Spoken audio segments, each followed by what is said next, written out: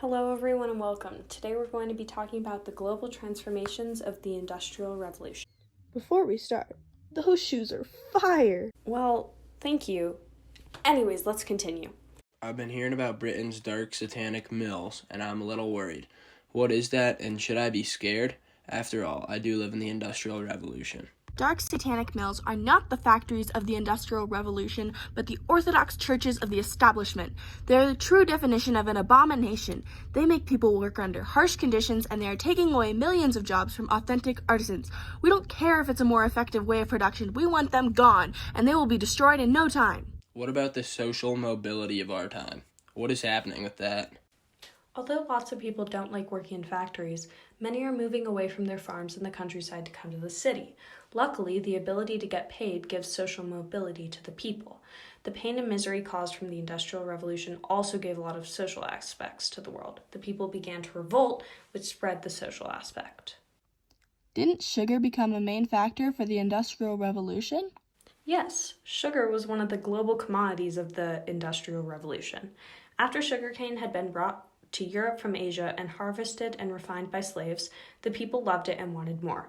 Then the slave trade became outlawed, meaning the production of sugar was less profitable. So instead, some of the European colonizers went to the Dutch Indies to see how it was going there, and they were very efficient with their sugar production. So the Dutch built factories solely for the production of sugar.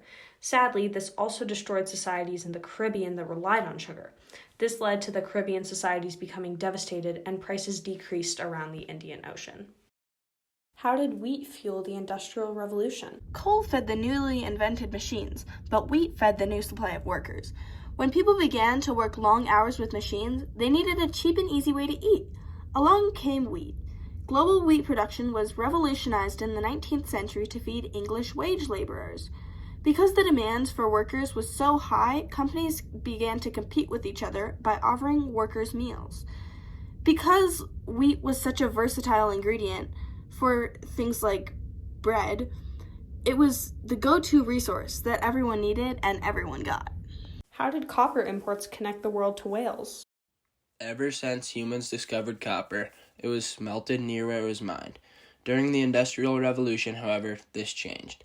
The Welsh city of Swansea served as the center of copper smelting for Great Britain.